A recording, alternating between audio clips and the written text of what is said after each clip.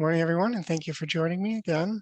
My name is Spencer Coca. I am the project associate at Schoharie Economic Enterprise Corporation, and I'm joined today by Array Till, the social media manager at Paperkite. Thank you for joining us today, Array. How are you? I am well, a little sniffly because it's finally spring. I know. So when it comes to the allergies, we're in the true spring stage now, not the fake spring. A little sniffly, but and nasally. So apologies if I sound a little off. But excited to be here and chat a bit about my world of social media. Outstanding. Can you give us a brief background on Paperkite and what exactly you do there? Yeah, so Paperkite is a creative and digital marketing agency, so like a creative studio that connects all the clients or connects you with the modern consumer. We are based out of Cooperstown, New York, but we do have a satellite office in Troy, New York, and our team range from members in Miami all the way to central New York and beyond. I'm personally based out of Saratoga Springs. And some of my colleagues are here today who are currently in the office. Yeah, we're an all-encompassing marketing agency. Outstanding.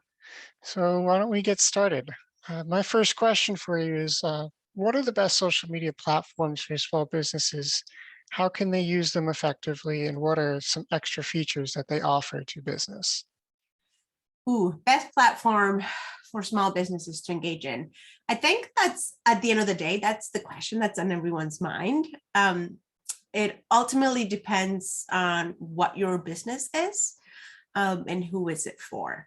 So who are the target demographic or the consumers that are part of your audience?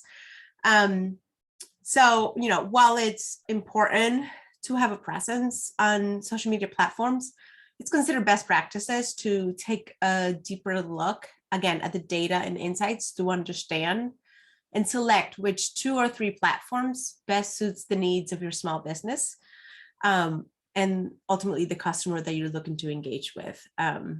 You also need to be able to examine and evaluate your capacity to create effective and engaging content consistently on those platforms, and also be nimble enough to be able to shift strategies as needed. There are, in my opinion, a gazillion social media apps with a vast number of users. We have Facebook, who in 2021 had 2.7 billion users, which is like a 19% increase from the previous year. Then you have Instagram with like 1.1 billion users. You have TikTok, which is more video based and sort of trendy, shorter content with like 689 million users. Then you have Pinterest, which is more visually an aesthetic that's more visual and allows you to shop from within the space as well with the app. You have Reddit and Twitter, it's been in the news a lot lately, and then you have LinkedIn and Snapchat. So there are a lot of apps. There's certainly the bigger or the titans in the mix, which for the most part tend to be Facebook and Instagram, Pinterest. TikTok is one that has really come on the scene and has taken on quite the force, and has nudged all of us social media managers to shift strategies as we go, because we're seeing the work that's happening in TikTok coming across in other platforms. So, ultimately it depends, again, what you're trying to accomplish with your social media and what you view your social media strategy as, or what it is for. It's ultimately the place where you get to have a conversation with your consumer or your audience. Depending on the generation, they'll most likely check out the social media before they check out a website.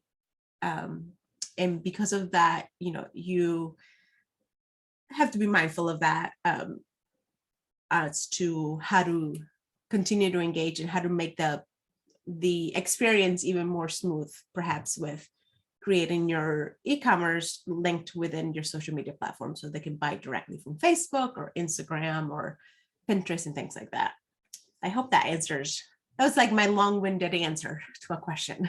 No, that's all great information. But if you were to suggest something for particularly for businesses in Schoharie County, things that in companies operating in agritourism, um, small retail shops, that sort of thing, what would you suggest are usually the best social platforms to reach your customers or reach outside of your typical customers to find new ones? Yeah, so I would say for that specific demographic, I would recommend the Facebook, Instagram, a little bit of TikTok, depending on the specific business, as well as Pinterest.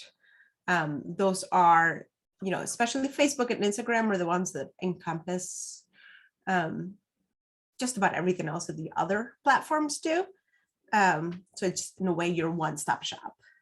Okay, awesome. And are there any extra features that those two platforms offer for the businesses?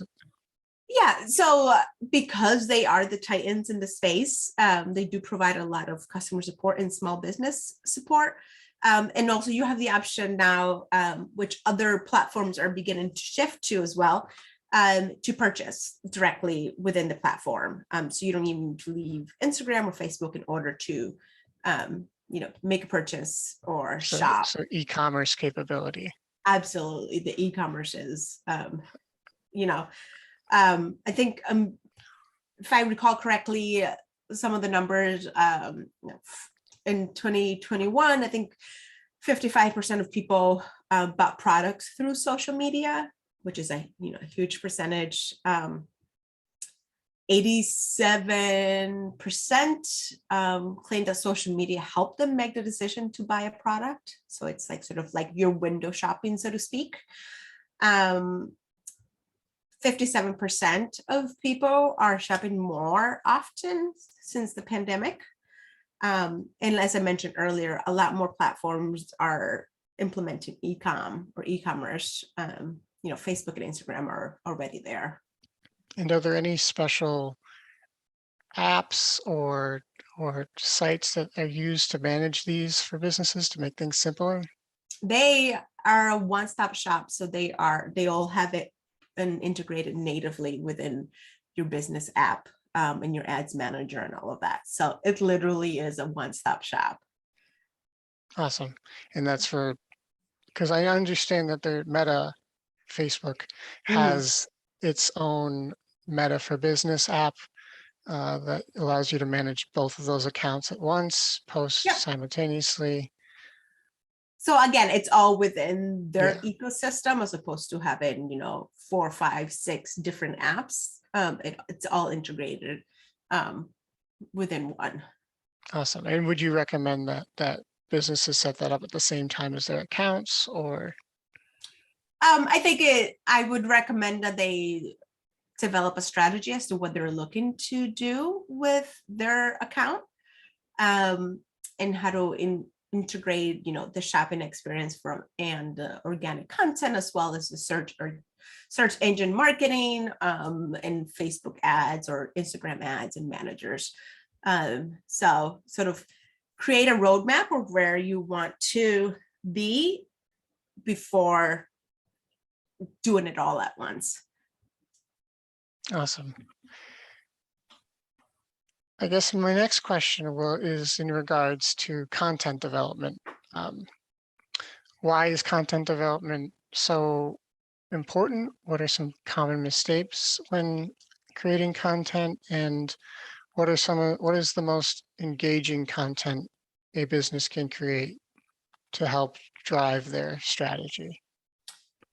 I will answer the last question first. Okay. And I would say that currently that would be video, short form video. 5 to 7 seconds even. If you need to go longer, absolutely do it. And that's because in a way, social media users are using social media as a way to escape their own reality.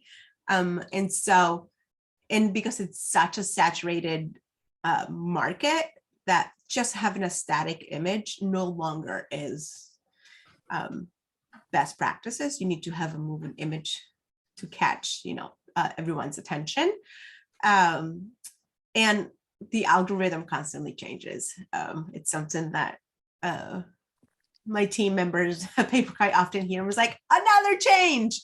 So staying involved, or staying sort of your ear to the ground in terms of what is happening within social media world, and also noticing how you as a consumer and as an audience member of potentially any other business, how you are reacting to the content that they are creating, and then how you can apply that to your own content that you want to create.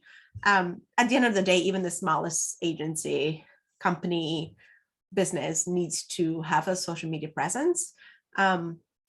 It's the one way to make sure you're consistently at the forefront of people's mind. And when used correctly, it will also give your brand a consistent and relatable voice. In terms of why content development is important, think of it this way. The content that you are creating for your small business is your pitch. It's your hook to get someone whose attention you have from your seconds to stop scrolling and to remain engaged with. It's a representation of you and your brand and your product.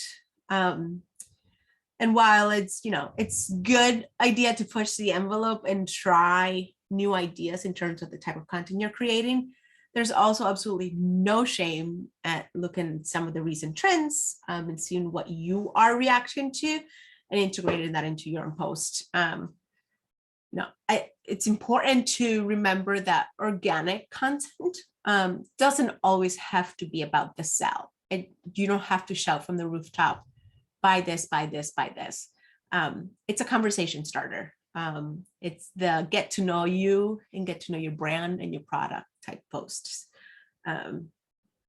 Yes, every once in a while to put in there, buy the product, but remembering that it's the spark or the little hook that gets you in. That's what organic content is. Awesome.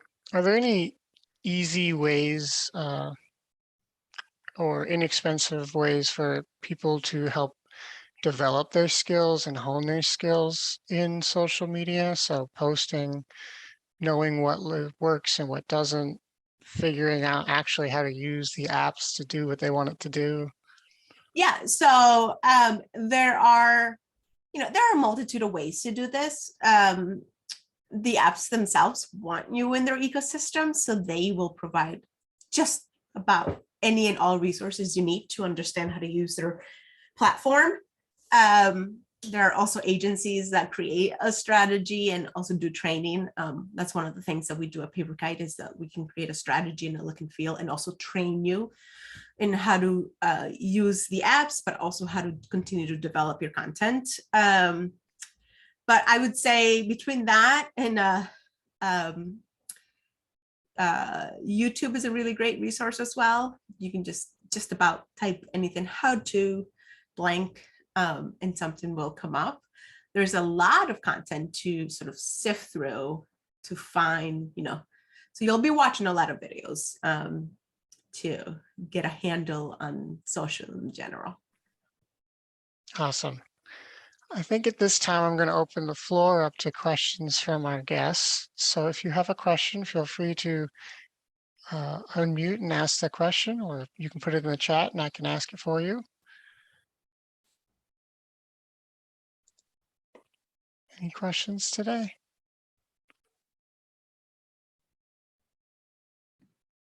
Spencer, this is Jackie. Hello, Jackie. How are you? I'm good. How are you doing? Good. Hey, I have a question for you, and that was very helpful. Thanks. But my question is, I'm gonna just make it simple. What about Google? I get a lot of, from, I don't know if it's, I get a lot of feedback from Google about people poking around my website and stuff.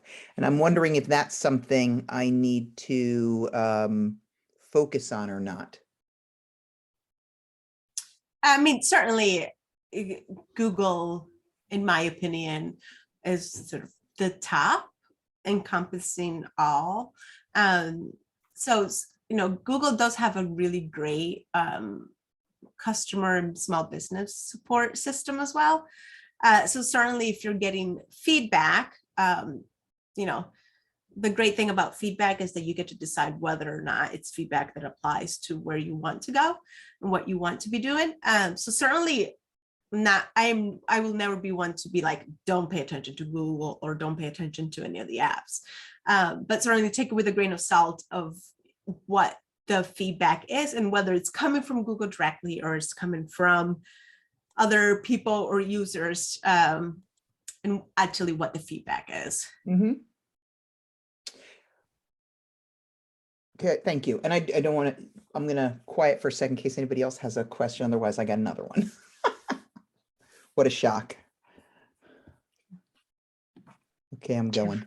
Go So for my it. other question is related to Facebook. Facebook has been very important to my business growth.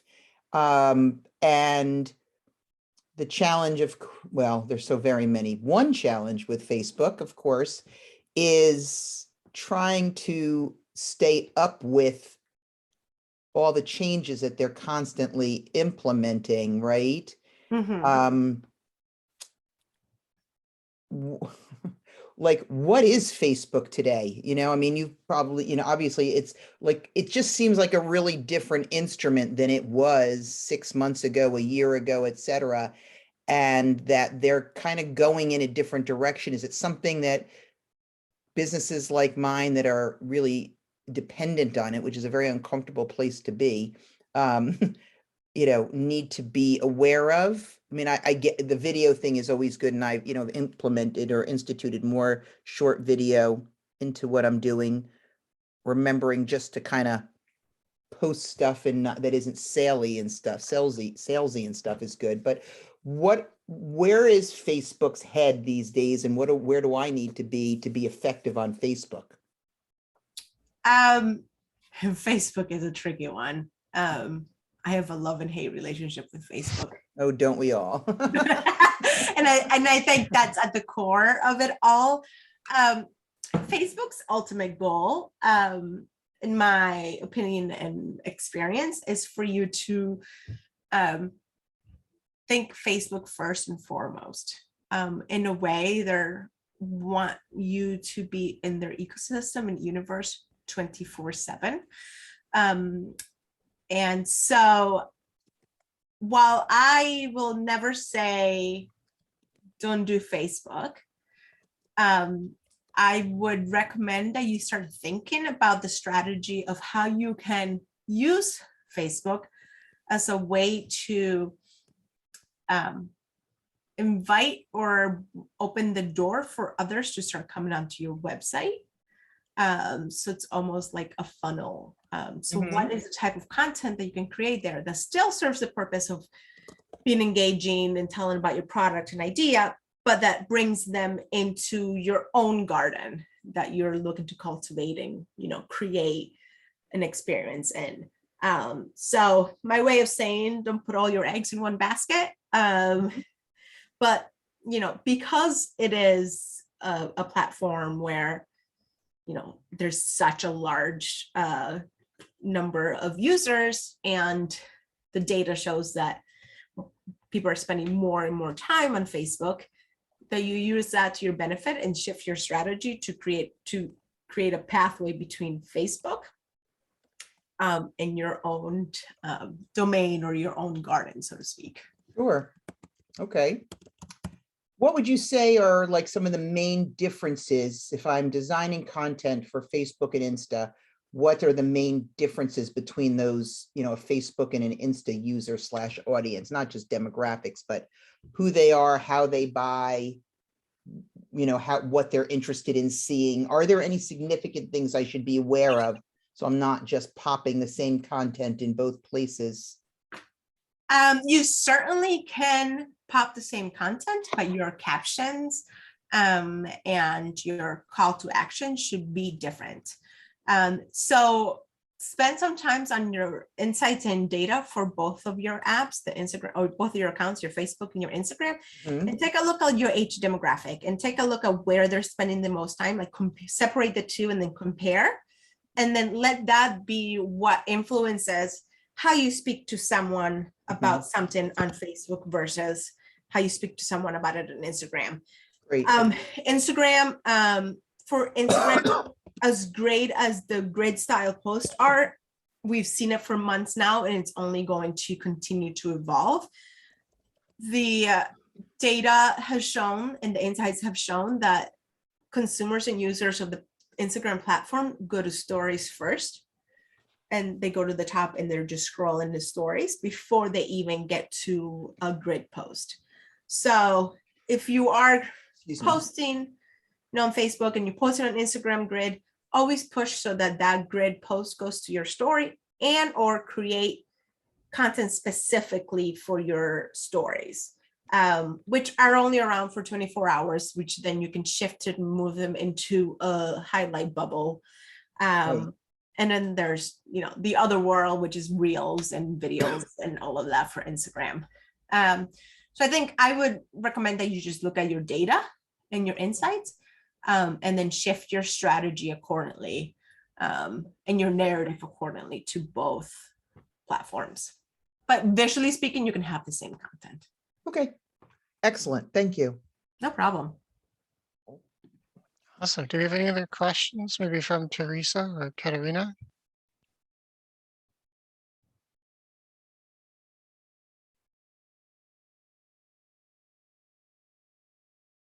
No. Okay. You brought up a good point of making sure that you can cross platforms, Facebook and Instagram, making sure that the post can be the same, but making sure that the call to action, the tagline are different. And it brought a thought into my head about third-party social media Scheduling apps. scheduling and content apps. Do you have any insights on those? Know of any that are low cost to small businesses? And would you recommend using that sort of system for a small business? I think as a small business, my recommendation would be work with what you have. Again, going back to Meta and Facebook wanting you to be in their ecosystem more than anything else, they favor the posts that are scheduled within their apps, so the Meta Business Suite, versus a third-party app. So chances are you may have a small following or smaller than X number. So use with what you have. Schedule them natively. We have a multitude of clients, and we schedule them within the Meta Business Suite for both Instagram and Facebook. So Awesome. yes, there are a gazillion and they're all great in their own way, but I would recommend that you post natively. Awesome. And I'll finish this session up with one last question, and it has to do with boosts. So paid advertising or paid expansion of your audience. What value is there for small business? Is it really worth doing that sort of work? And what are some of the best ways of using your insights to focus those boosts? Yeah, I am a big believer as well of boosting and doing engagement work in terms of from a paid perspective, because it is such a saturated platform, but all of them. you do want to get across, or you do want to sort of break through a bit of the clutter. So we work, we have a member or two members on the team who focus on the search engine marketing and the retargeting and the paid component of social. And they would tell you that you need to find a balance between the organic content, but you can create all the organic content in the world, but if it's not getting across and it's not cutting through the noise, boost it a little bit. And it doesn't have to be a massive budget, but you can always start by taking a look at your top content for the week and your less successful content for the week in terms of engagement, and add a small portion of money behind it and see what it does, and then learn from that experience and apply it to the next week. So I am a big believer and advocate for integrating paid marketing or paid social in organic. What would you recommend a budget for that be annually for a small business that has limited resources? Yeah, that's a hard question, and I don't want to give a number and have someone expect sort of to work, because you really do need to look at your audience. But I've been known for clients to recommend, start with $150 a month and see what that does, and really pay attention to the results, and then shift your strategy or your lookalike audience or who you're targeting, for the next month. But again, that is based on your strategy and the engagement that you're seeking to have. Of course, it's always important to focus it based on your customer base. So not spending good money after bad. So Exactly. completely understand. Well, thank you so much, everyone, for joining us today. That's all the time we have for this session. I want to thank Hooray for joining us today and giving us her insights. Thank you again, and we look forward to speaking with all of you in the future. Thank you. If anybody ever needs anything, feel free to reach out to Spencer and he can put us in touch, I'm sure. Outstanding. Thank you so much, everyone. And if you have any final questions, feel free to interject now. Thank you very much. That was really helpful. Awesome. Thank you so much, everyone. Bye.